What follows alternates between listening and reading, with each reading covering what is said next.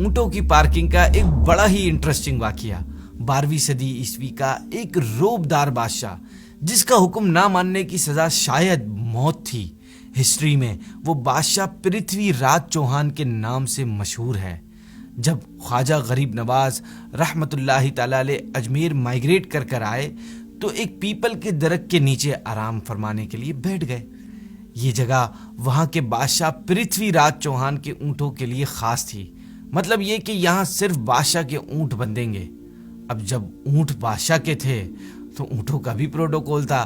راجہ کے نوکروں نے آ کر خواجہ صاحب پر روب جھاڑنا اور چلانا شروع کر دیا کہ آپ یہاں سے چلے جائیں، یہاں بادشاہ کے اونٹ بیٹھیں گے۔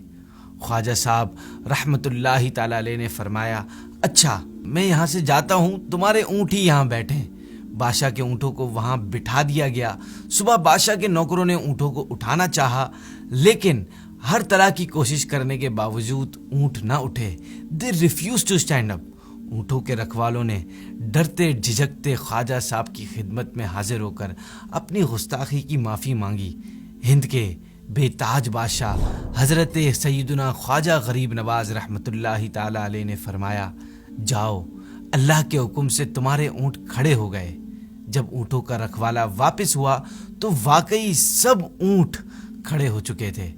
تمہارے منہ سے جو نکلی وہ بات ہو کے رہی، کہا جو دن کو کہ شب ہے تو رات ہو کے رہی۔ چاہے دنیا میں کوئی کتنے ہی بڑے مقام و منصب پر پہنچ جائے، لیکن حقیقی پاور اللہ ہی کی ہے، جو وہ اپنے ولیوں کو بھی عطا فرماتا ہے۔